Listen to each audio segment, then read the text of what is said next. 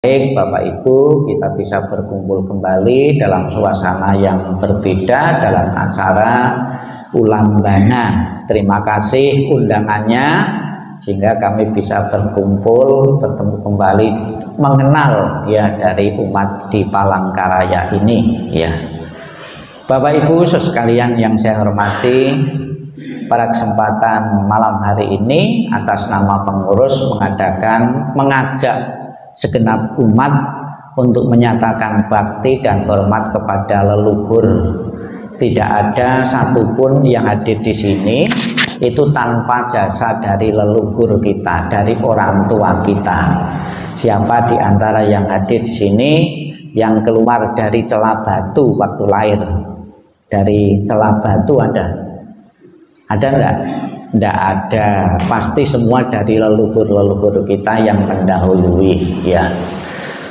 Dengan adanya upacara Ulambana ini kita diingatkan tentang jasa dari orang tua kita maupun nenek moyang kita, sebab tanpa leluhur-leluhur kita pun tidak pernah akan ada di dunia ini. Maka sudah sepantasnya, bahkan Sang Buddha mengatakan, jika kamu hidupnya diperpanjang 100 tahun, 1 abad, waktu 1 abad kamu gunakan untuk berbakti kepada orang tuamu, leluhurmu ya, belum pernah akan terbalaskan ya, belum pernah terbalaskan, karena jasa dan pengabdian leluhur untuk generasi-generasi berikutnya sangat luar biasa. Maka pada kesempatan ini Bapak Ibu, untuk mengenang leluhur kita, orang tua kita yang telah tiada, mengadakan acara ini dengan mendukung dengan istilah pelimpahan jasa.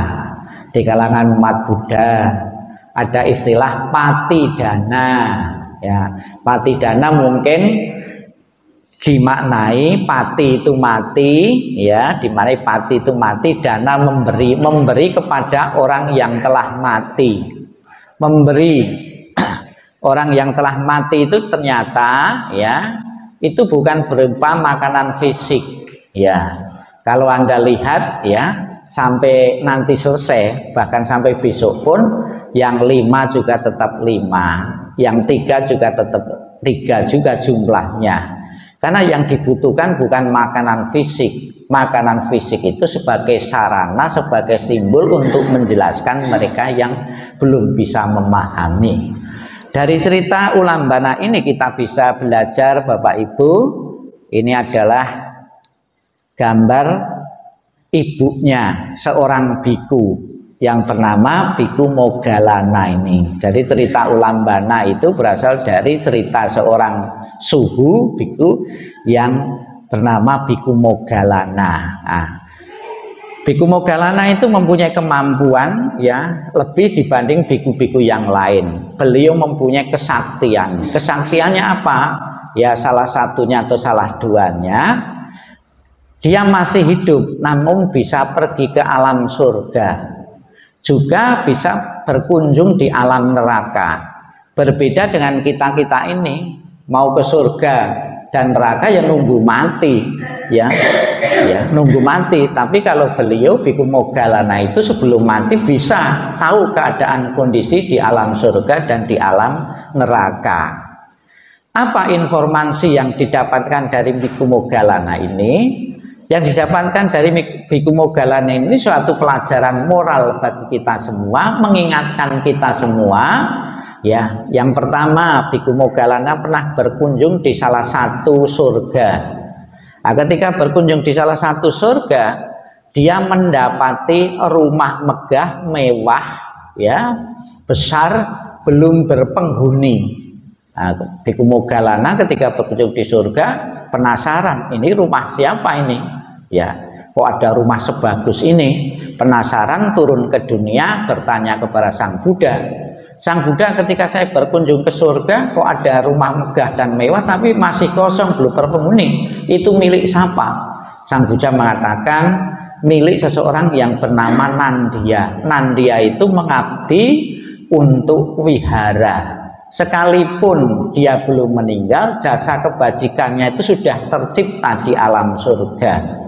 Ini memotivasi sekalian Bapak Ibu sekalian, para pengurus, para umat, para simpatisan yang berbakti kepada wihara, yang memperhatikan kebutuhan-kebutuhan wihara. Jangan berkecil hati, hadiah kebajikan Bapak Ibu sudah tercipta di alam surga. Namun demikian Bapak Ibu juga tidak boleh penasaran, buru-buru ingin membuktikan, sebab harus mati dulu. Ya, itu informasi. Jadi mungkin capek-capek, mungkin keuangan juga kurang, masih berpikir untuk wihara. Ya setelah keramik saja ya diganti, ya kelihatannya lebar sekali ini ya, ganti putih kok tambah lebar, padahal ya tetap juga ya itu ya. Jadi silakan Bapak Ibu, seandainya ada salah satu anggota keluarga mengeluh tentang wihara, jangan putus asa. Kebajikan Bapak Ibu sekecil apapun untuk wihara tetap ya ada nilai kebajikannya. Ini sudah dibuktikan penjelasan dari Sang Buddha ya, dengan Bhikkhu Moggallana yang pernah berkunjung di alam surga ya. Kemudian yang kedua, Bhikkhu Moggallana ini juga bisa turun ke alam penderitaan, alam neraka. Ketika turun di alam neraka, dia mendapati ibunya ya, ini ibunya ya. Bisa kita bayangkan ya, bagaimana kalau keadaan seperti ini di alam penderitaan, itu orang tua kita sendiri ya, pasti nalurinya tetap ingin menolong ibunya ini. Betul, Bhikkhu Moggallana ketika di alam penderitaan mau menolong ibunya yang kurus kering ya, kurang makan, mempersembahkan makanan kepada ibunya. Namun sayang makanan yang dikasihkan ibunya itu tidak bisa dimakan karena langsung berubah jadi bara api, bulat-bulat atau magma, sehingga tidak bisa dikonsumsi. Sudah berulang-ulang dengan kekuatan kesaktian dirinya pun tidak bisa mengubah makanan tadi bisa layak dikonsumsi oleh ibunya ya. Maka ada kemungkinan ya, biar makanan itu dingin bisa dikonsumsi oleh leluhur di saat upacara ya, ada mantra embun surgawi diperciki ya. Kalau upacara ulambana yang bhikkhu banyak, yang sungguhan, itu merciki makanan sajian itu bukan cukup sekali, bahkan 5-6 kali setiap tapecu atau embun surgawi khusus perciki. Maka kalau ada yang niteni ya, hasil persembahan itu kalau dirasakan, dimakan itu rasanya itu anyep, hambar ya, karena yaitu diperciki beberapa kali itu yang pertama. Kemungkinan masuk akalnya gitu karena diperciki berulang kali. Yang kedua, ada kepercayaan makanan habis sembayang ya, persembahan leluhur itu rasanya anyep karena diserap saripatinya oleh leluhur-leluhur kita, sehingga apel tadi yang rasanya manis begitu dipakai sembayang itu anyep, tidak ada rasa ya. Ini juga pelajaran juga bagi kita ya. Saya katakan di depan, sekalipun jumlahnya 5 tetap 5 ya, 3 tetap 3, ternyata yang diperlukan leluhur itu saripatinya, bukan semua seampas-ampasnya. Bagaimana kalau dipersembahkan orang yang hidup ya, diambil seampas-ampasnya ya, semua ya semua diambil kalau orang hidup. Tapi bagi mereka yang meninggal itu ternyata cukup saripatinya saja. Saya sering juga mencoba untuk membuktikan, ada makanan, nurunkan makanan ya, kemudian tak kasihkan pembantu wihara ya. Saya pura-pura enggak tahu gitu loh. Gimana Mbak rasanya apel itu? Biasanya tuh apel tuh rasanya itu manis, ini kok hambar gitu. Dan beberapa orang itu saya buktikan tuh punya jawaban seperti itu ya. Tapi ada juga ya, untuk membuktikan ilmiah atau tidak, masuk akal atau enggak, sebelum dipersembahkan itu rasanya gimana, nyoba, nanti setelah dipersembahkan rasanya berubah atau tidak. Itu kan belum pernah membuktikan seperti itu, taunya anyep setelah dipakai persembahan leluhur gitu saja ya. Kemudian Bhikkhu Moggallana ini putus asa, setiap ngasih makanan ibunya tidak bisa dimakan, kemudian minta tolong, minta petunjuk kepada Sang Buddha.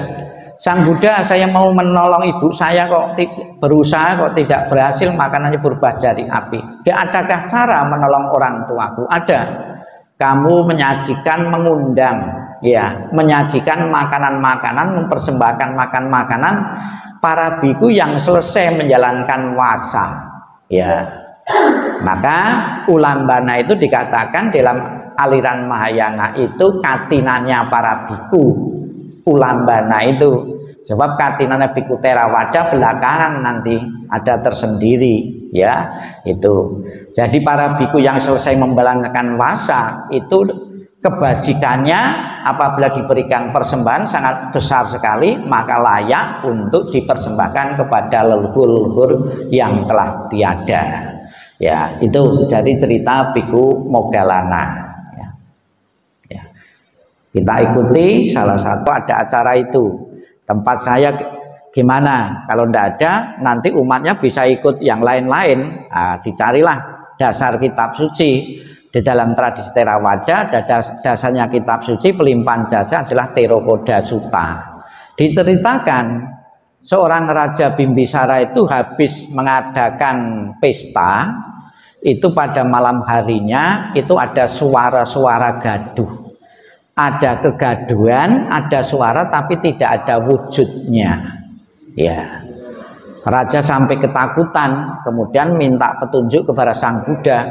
Sang Buddha, ketika di rumah saya, di istana saya kok malam itu ada suara gaduh, tidak ada suara menjerit-jerit, itu suara apa? Kemudian dengan kewaskitaannya Sang Buddha mengatakan itu suara leluhur-leluhurmu yang ketika kamu habis melakukan kebajikan lupa melimpahkan kebajikanmu untuk leluhur-leluhurmu, padahal mereka menunggu sudah sekian lama. Ya, pelajaran ini ternyata Bapak Ibu bukan saja di kalangan umat Buddha, namun di tempat lain pun juga ada. Saya pernah mendengarkan sebuah ceramah, leluhur-leluhur keluarga yang perlu bantuan minta doa menjelang hari Jumat, ya, itu datang ke rumah untuk menunggu anak-anaknya atau keluarganya itu membaca kitab suci, ya, membaca kitab suci. Kemudian pahala kebajikan dari membaca kitab suci itu dilimpahkan leluhurnya atau enggak. Bagi anak-anak yang peka, ya, peka pelajaran tentang leluhur, setiap hari Jumat pasti membaca, ya, salah satu bacaan kitab suci, kemudian kebajikan dilimpahkan. Tapi kan tidak sedikit anak-anak yang tidak peduli, yang tidak peka, ya, lebih-lebih tidak kelihatan leluhur yang datang, ya. Seandainya datang pasti bukan didoakan, malah lari. Ya. Ada juga yang ketika datang ke rumahnya, anaknya itu membacakan doa, tapi tidak sedikit yang cuek saja. Ternyata leluhur itu juga bisa marah juga ketika datang, padahal warisan-warisan rumah yang ditempati itu adalah milik leluhur yang telah tiada. Saya kesulitan di alam neraka, di alam penderitaan, ternyata ahli warisku kok tidak peduli. Marah juga. Tahu sebelum mati tak jual semua. Kok tidak peduli? Ya, saya sedang menderita. Ya. Bagi mereka yang peduli, ya, istilah bahasanya berbeda. Kalau di umat Buddha, pelimpahan jasanya bisa mengkondisikan arwah, dilimpahkan yang meninggal. Kalau di mereka disebut pahala kebaikan. Nah, pahala-pahala kebaikan dilimpahkan kepada leluhur-leluhur yang telah tiada. Maka di kalangan umat Buddha banyak sekali juga diceritakan leluhur menunggu dan menanti pelimpahan jasa. Bagaimana Bapak Ibu dalam Theravada itu ada seolah-olah ada kesan kalau Bapak Ibu membaca Theravada Sutta, keluarga yang ditinggalkan itu memberi persembahan-persembahan seperti ke saat ini, ya, itu menganggapnya itu yang dimakan. Ternyata tidak demikian. Persembahan-persembahan itu agar nantinya bermanfaat bagi leluhur yang telah tiada. Setelah dipersembahkan untuk leluhur jangan dimakan sendiri. Ya, ya, seharusnya itu dibagikan orang lain. Bapak Ibu mendapatkan kebajikan, kebajikan itulah yang bermanfaat bagi leluhur yang telah tiada. Kalau orang tua atau leluhur kita di alam sana kurang makan, Bapak Ibu ngasih makan, itulah yang berguna, bukan buah-buahnya, ya. Itu ya. Jawab ada juga ngasihnya makanan itu sesuai dengan kebiasaan atau kesukaan yang meninggal, ya, dengan harapan ini kesukaan meninggal pasti dimakan, diserap saripatinya gitu. Ada seorang biku itu yang meninggal, sebelum meninggal itu dia sukanya makan durian, setelah meninggal sajiannya itu durian. Ya kalau duriannya, kalau bikunya masih muda enggak apa-apa, kalau tua kan iso kencing manis itu. Terlalu banyak, ya. Berkaitan dengan sakit atau kencing manis itu, ya, ternyata penyebab kencing manis itu bukan semata-mata karena makanan dan minuman yang manis-manis, bukan selama karena itu. Bagi orang Jawa ada satu lagi penyebabnya itu. Kenapa bisa kencing manis? Karena terlalu banyak mendengarkan gending dandang gulo. Ya, itu. Ya, ini saya katakan Bapak Ibu bahwa antara tradisi yang satu dengan yang lain rata saling mempengaruhi. Ulambana sendiri itu berasal dari bahasa Pali, aslinya ini diteliti oleh seorang profesor, ya. Ulambana berasal dari perubahan kata bahasa Pali ulumpana yang berarti menaikkan, menyelamatkan, menolong, dan menjadi ulambana, ya, menjadi ulambana. Di dalam bahasa Mandarinnya ternyata kata ulambana itu artinya mangkok yang dipakai untuk persembahan itu, ya, artinya ulambana, artinya menaikkan. Apabila leluhur kita di alam bawah, dengan acara ulambana kita naikkan, kita bantu, kita selamatkan untuk telah di alam-alam atas. Ya, perhatikan ya, nanti ada salah satu atau salah dua tak tunjuk, kasih pertanyaan bisa jawab enggak, ya, bukan sekedar ngikut saja tapi juga mencerap enggak apa yang saya sampaikan itu, ya. Ini kisah Biku Moggallana inilah menjadi dasar bagi umat Buddha khususnya dalam tradisi Mahayana ketika mengadakan acara ini. Namun ada juga alasan kenapa diadakan acara ulambana ini, ada satu mitos atau keyakinan ini adalah bulan hantu, ya. Ada lagi yang mengatakan di saat bulan hantu ini, bulan 7 itu neraka sedang dibuka.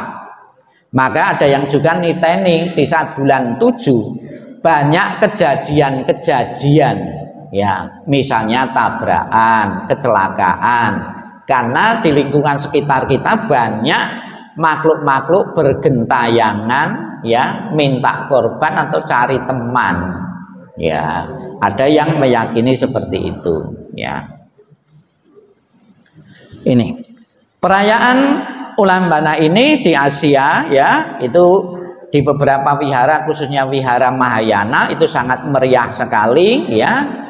Dengan adanya ulambana ini juga wihara itu mempunyai kepekaan sosial, karena di saat ulambana ini tidak sedikit wihara-wihara yang mengumpulkan bakti sosial untuk lingkungan yang tidak mampu, mengumpulkan beras, mengumpulkan mie, ya. Cuma sayang juga kadang-kadang saya pernah mendapati sebuah wihara mengumpulkan beras, mengumpulkan mie, tapi mendekati kedaluwarsa, tanggalnya itu ada juga, sehingga kita tidak berani membagi lagi, ya, karena kurang sehari dibagi nanti takutnya terjadi apa-apa. Atau bagi mereka yang teliti sebelum dimasak dibaca, oh ternyata wihara kok katanya bakti sosial lo ngasih barang hampir kedaluwarsa. Ada juga saya pernah menemui seperti itu, ya, ya, cuci gudang pas ulambana itu, ya. Ya, kemudian ada juga di saat bulan 7 ada beberapa mitos yang dipegang sampai saat ini, ya. Misalnya saja larangan pindah rumah di saat bulan 7 ini. Namun hendaknya bagi umat Buddha harus mempunyai pengertian dan juga lihat sikon juga. Misalnya di bulan 7 tidak boleh pindah rumah, padahal rumahnya kebanjiran. Tetap mau bertahan. Mau terapung di situ. Rumahnya kebanjiran, kebakaran gitu loh. Kontraknya habis misalnya saja. Ya, ada beberapa ya itu larangan menikah. Nah, padahal di saat bulan 7 itu ya ada beberapa yang pantang tidak menikah, padahal justru itu yang tidak banyak itu cah untungnya lebih besar karena tidak ada saingan. Ya, itu ya kita baca bersama-sama biar ingat tujuan tentang Ulambana itu. Kita baca bersama-sama, lihat layar semua ya. 1, 2, 3. Jika seseorang dapat mempersembahkan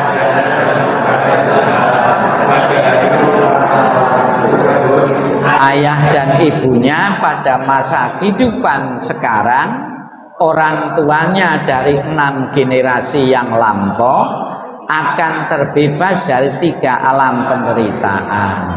Jadi semakin besar nilai kebajikannya, pahalanya itu bisa dinikmati bukan saja 1 generasi, namun juga generasi-generasi yang lain.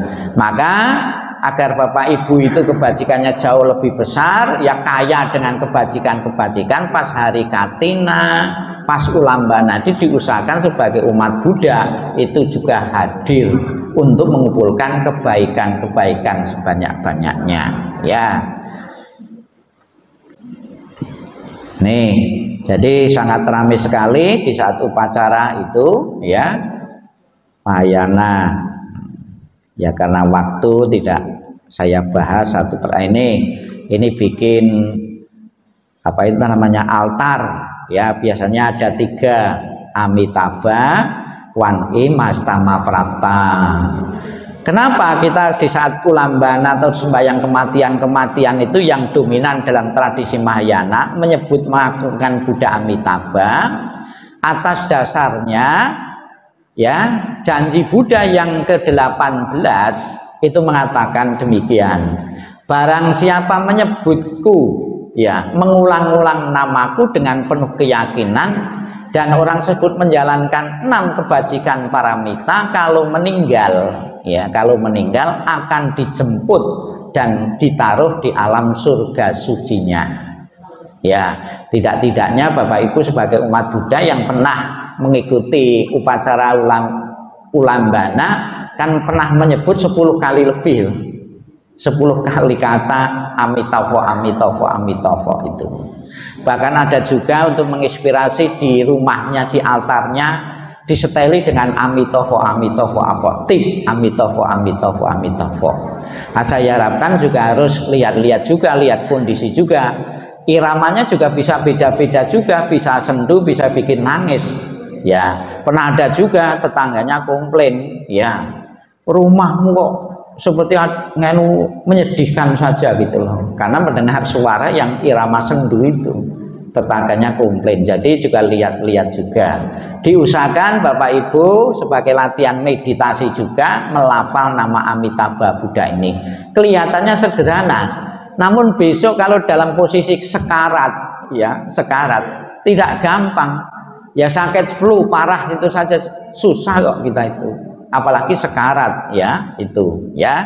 Sebagai latihan umat Buddha khususnya dalam tradisi Mahayana yaitu melafal nama Amitabha, Amitabha ya.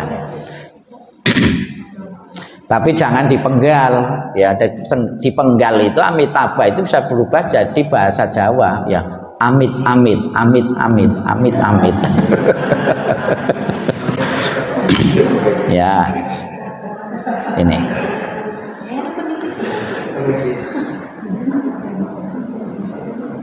ya, ini adalah beberapa kewajiban seorang anak kepada leluhurnya ya. Kita baca bersama-sama ya. 1, 2, 3. Buddha mengajarkan kepada segala muda tentang sejumlah kewajiban. Di antaranya bakti. Satu, seorang anak harus menunjang dan membantu orang tuanya. Dua, memelihara kehormatan dan tradisi keluarga. Tiga, menjaga warisan. Empat, mendedikasikan jasa kebajikan, menyembayangkan orang tua yang telah meninggal. Ini terus dipesankan Sang Buddha kepada Sigalawadah Sutta. Namun Bapak Ibu sekalian, saya lebih senang kalau di wihara itu ya tidak terlalu ribet. Nah, kan banyak juga ya di saat upacara ulambana itu tidak semua wihara ya itu bisa memenuhi beberapa syarat-syarat ya seperti ulambana gitu loh. Akibatnya persembahannya banyak juga ya gitu. Itu tidak diminati oleh generasi muda, dianggap agama Buddha agama yang ribet. Apakah ada cara yang kita lakukan itu bermanfaat bagi leluhur kita yang doakan? Bisa juga lebih praktis. Misalnya saja saya tidak usah sembahyang saji-sajian. Bagaimana apa yang kita lakukan berguna bermanfaat bagi leluhur? Misalnya saja wihara ini perlu biaya operasional ya, berdana, dimasukkan kotak dana.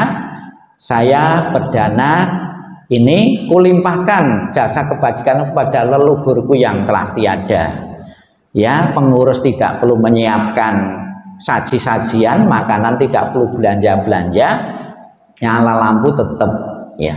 Kebajikannya juga tidak kalah ya dengan langsung berdana atas nama orang yang telah tiada. Tapi kebanyakan tidak puas toh, seolah-olah kalau persembahan itu harus banyak gitu dilihat, terus sekarang modelnya dipamerkan ya, difoto, di selfie, terus dikirim-kirimkan. Yo saya kirim leluhur-leluhur yang telah tiada, jor-joran ya. Padahal lebih praktis, ekonomis, Bapak Ibu berdana untuk kotak dana dilimpahkan kepada leluhurku yang telah tiada. Itu lebih efisien juga dan tidak dianggap ribet agama Buddha. Semakin tahun kan lebih banyak generasi-generasi muda itu minat untuk belajar agama ya, terutama tradisi itu kecil sekali ya itu. Jadi bisa bermacam cara ya di samping berdana ya, pelimpahan jasa ya. Kewajiban dharma untuk keluarga telah ditunjukkan bagaimana puja dilakukan bagi orang yang telah meninggal, bagaimana para biksu diberi kekuatan dan betapa besar jasa kebajikan Anda. Misalnya saja ketemu biku atau apa ya, ngasih ampo atau ngasih makanan dan kulimpahkan kebaikanku kepada ketemu biku ini untuk leluhurku yang telah tiada. Praktis juga ya, itu tidak harus melalui upacara-upacara yang berat, yang mahal ya. Bapak Ibu sekalian yang saya hormati, inilah yang perlu saya sampaikan, tidak bisa saya jelaskan ya lebih lama lagi mengingat waktu sudah pukul 9 ya. Silakan Bapak Ibu sekalian, semoga ulambana pada malam ini mendoakan leluhur-leluhur keluarga apabila ada yang masih berada di alam penderitaan benar-benar terbantu, terselamatkan untuk telah di alam bahagia, dan setelah telah di alam bahagia memberikan doa restu kepada Bapak Ibu sekalian, generasi muda, generasi penerus untuk mempunyai kekuatan melanjutkan perjuangan dan harapan leluhur-leluhur yang belum sempat terwujud. Sadu, sadu, sadu. Itu lagu